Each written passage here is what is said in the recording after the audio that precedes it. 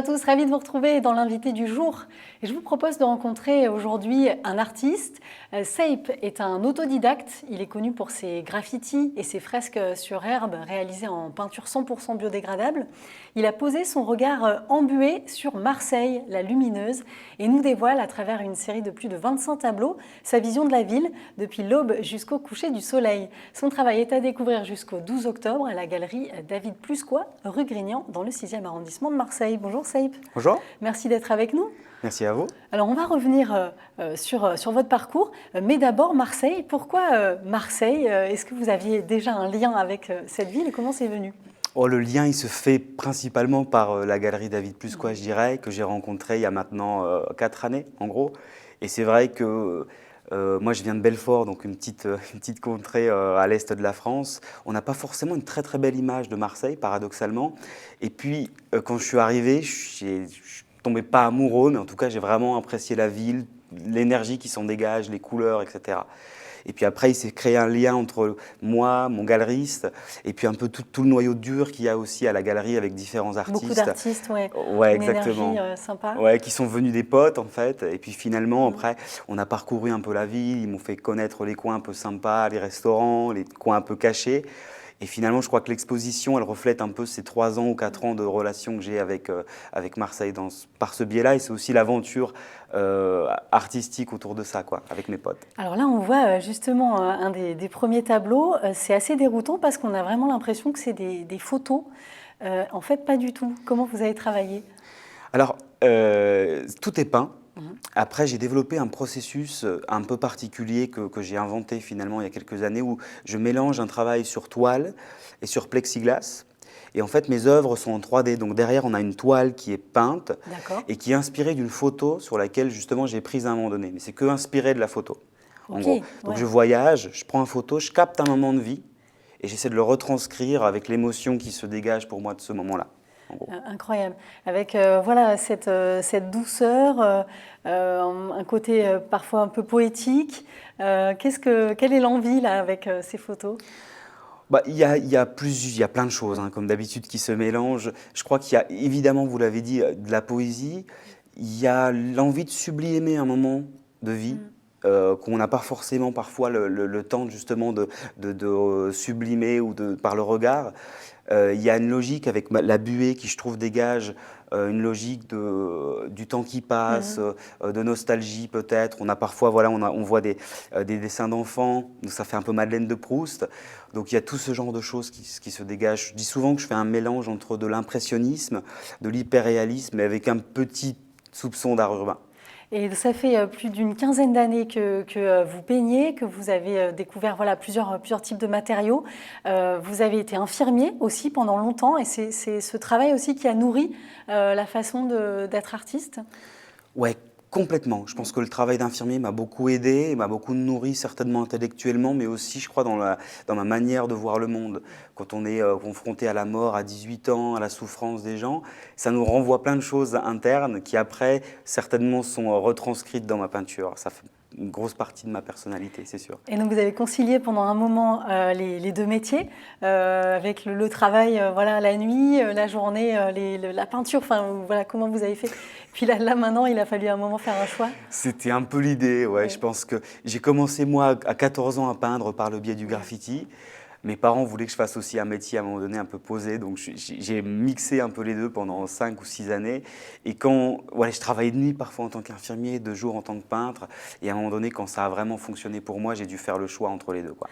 Et c'est à 20 ans que vous êtes aussi vraiment bien immergé dans la création avec la découverte du plexiglas, justement. C'est à quel moment? Ouais, c'est dans ces années-là, 21 ans. Je lisais beaucoup de littérature bouddhiste, qui m'a aussi certainement beaucoup nourri.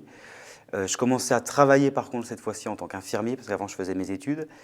Et j'ai commencé à peindre sur plexiglas et en même temps j'ai commencé à travailler en même temps sur plexiglas et puis à développer ma peinture sur herbe biodégradable au même moment. Avec donc oui ces œuvres en 3 dimensions, ce que vous disiez un petit peu, hein, voilà, on a dû parfois on saisit pas forcément toute la profondeur qu'il y a pour derrière, quoi. Ouais, quand on les voit en photo, c'est un peu compliqué, mais Ouais. effectivement, elles sont espacées d'à peu près 5 centimètres entre une toile qui est peinte derrière et devant un plexiglas qui est aussi peint. C'est un travail très minutieux où je peins goutte par goutte tout au pinceau. Et du coup, ça me fait ces effets un peu hyper réalistes où j'ai l'impression de figer à un moment donné la buée qu'il pourrait avoir sur une vitre. Excellent. Et il y a eu un moment très important qui est toujours en cours, c'est ce travail sur l'herbe où vous faites du land art, des œuvres monumentales. Vous me disiez tout à l'heure en préparant que c'était important parce que vous gardiez ce lien aussi avec le public quand vous faites des œuvres comme ça. Oui, je dirais effectivement, je dirais que je travaille en atelier, j'ai un travail très introspectif et poétique sur moi-même. Et à l'extérieur, je suis plus sur de la recherche du lien social. Et je dis souvent que je cherche à bouger des lignes dans la société sans impacter la nature. Je dis souvent que j'essaie de marquer les gens et la société sans marquer la nature. Entre Oui, guillemets. parce que vous utilisez des matériaux 100% biodégradables. Ça a été un casse-tête, j'imagine, au début, quand vous êtes dit comment je vais créer justement ces œuvres-là. Là, on va avoir des images. Ouais, ça a été un casse-tête parce que au départ, déjà, le support est très original. Peindre sur l'herbe, c'est un peu spécial. Mais après, inventer une peinture qui soit 100% respectueuse de l'environnement, etc., ça a été un cassage de crâne. Je mettais des petits carrés de 2 mètres par 2 mètres dans le jardin de mes parents. Et puis, j'ai fait vraiment pendant une année un travail plutôt scientifique, je dirais, où je cherchais les bons ingrédients, comment ça allait évoluer, qu'est-ce que je pouvais changer dans la recette pour qu'elle soit plus efficiente ou autre, quoi. On voit les images, c'est incroyable. C'est le drone aussi qui vous a donné cette idée de peut-être créer comme ça avec une dimension importante. Complètement. En fait, je commence cette démarche-là en 2012, au moment où justement je lisais pas mal de littérature bouddhiste et sur l'écologie. J'avais envie de trouver le sens de l'art. Pour moi, c'est aussi à un moment donné d'impacter les gens. Et une des solutions, à mon avis, c'est de faire quelque chose de très original qui n'a jamais été vu. Et je m'étais dit, ça fait plus de sens d'aller peindre sur des murs parce qu'il y en a tellement en ville que plus personne ne les regarde. Moi, je dois trouver une nouvelle façon d'impacter les gens. Et j'ai trouvé ce truc-là aussi par les drones parce que ça me donnait une nouvelle vision sur le monde. Je me suis dit, cool, je vais pouvoir peindre sur l'herbe. Je vais pouvoir démocratiser aussi l'art différemment pour plein de monde parce que c'est à l'extérieur et puis je donne la possibilité à n'importe qui de le voir. Et puis du coup après j'ai développé ma peinture pour pas impacter la nature. Et ça a eu un succès assez incroyable. Est-ce que vous vous êtes senti dépassé là depuis quelques années? Vous allez maintenant, vous avez un projet, vous allez vous balader de capitale en capitale. Dépasser, je sais pas. C'est vrai que j'essaie de rester hyper humble sur ça. Effectivement, j'ai notamment le magazine Forbes qui m'a choisi comme l'une des 30 personnalités les plus influentes au monde de moins de 30 ans dans le domaine de l'art et de la culture. On a des retombées médiatiques. Souvent, par exemple, le projet parisien, on est sur 500 millions de personnes qui voient le projet à travers le monde. Donc, Wow. effectivement, au niveau de la portée Ouais. médiatique, c'est énorme. Par contre, je suis très, très reconnaissant, par contre, et de l'engouement qu'il y a autour. En plus, on essaye de donner une image qui est positive et optimiste de l'avenir, parce que je pense qu'on regarde dans la direction dans laquelle on avance. Et l'idée, c'est pas de chercher des problématiques, mais plutôt des solutions. Et du coup, on a lancé justement, pour revenir sur ce que vous me dites, un projet en début d'année qui s'appelle Beyond Walls. Et l'idée, c'est de créer la plus grande chaîne humaine au monde pour discuter autour du vivre ensemble et puis de la bienveillance dans un monde, à mon avis, qui en a bien besoin. Sur projet sur plus de 3 ans, on a vu donc là le départ a été donné au pied de la Tour Eiffel, symbole pour beaucoup de monde et au Champ de Mars. Et l'idée, c'est donc de continuer. Là, vous allez passer par Berlin prochainement, peut-être l'Afrique. Et voilà, c'est essayer de rassembler beaucoup de monde autour de vous. Complètement, aussi bien autour de nous, mais dans la logique globale de se dire, je crois que c'est ensemble que l'humanité, à un moment donné, elle pourra répondre aux différents défis qu'elle aura à surmonter. Et c'est ce message-là qu'on veut transmettre. Et du coup, on va essayer d'aller partout dans le monde, le plus possible de villes, entre guillemets, sur 3 ans.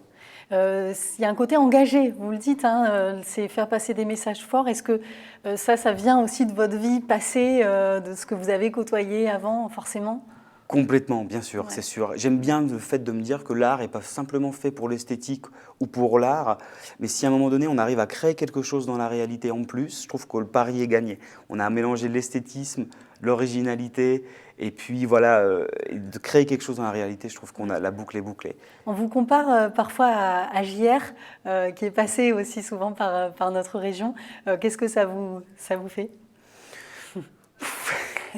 C'est marrant, ouais, on me compare souvent, bien que JR est un photographe, mais Ouais. effectivement, on a plein de similitudes. Après, je pense que c'est un très très grand artiste, donc je ne vais pas cracher sur la comparaison, je suis très très content de ça. Oui, bien sûr. Et Marseille, notre région, qu'est-ce qu'elle a de particulier pour vous, si vous deviez la décrire, voilà, parmi toutes les villes, les lieux où vous vous êtes allés? C'est marrant parce que elle est vivante. C'est vrai qu'on a des couleurs de ciel, de lumière qui sont très très particulières. C'est ça qui m'a, à mon avis, vraiment inspiré pour cette exposition ici, du coup, à Marseille. Et puis, il y a un truc qui est marrant, je trouve, c'est qu'on est dans une très très grande ville avec plein de petites ruelles comme dans un village. Et ça, c'est bête à Ouais. dire, mais moi, c'est quelque chose qui à chaque fois m'étonne. Et puis l'accent du Sud qui est chantant, c'est très beau. Et ça change, ouais, ça fait du bien. Ça fait du bien. Merci, Saïp, d'avoir été avec nous. Donc, on peut découvrir votre travail en ce moment à la galerie David Plusquois, rue Grignan, dans le 6e arrondissement de Marseille, jusqu'au 12 octobre. C'est les après-midi. On peut aussi prendre rendez-vous. Vous avez toutes les infos sur le site de la galerie. Merci d'avoir été avec nous et merci à vous de nous avoir suivis. À très bientôt.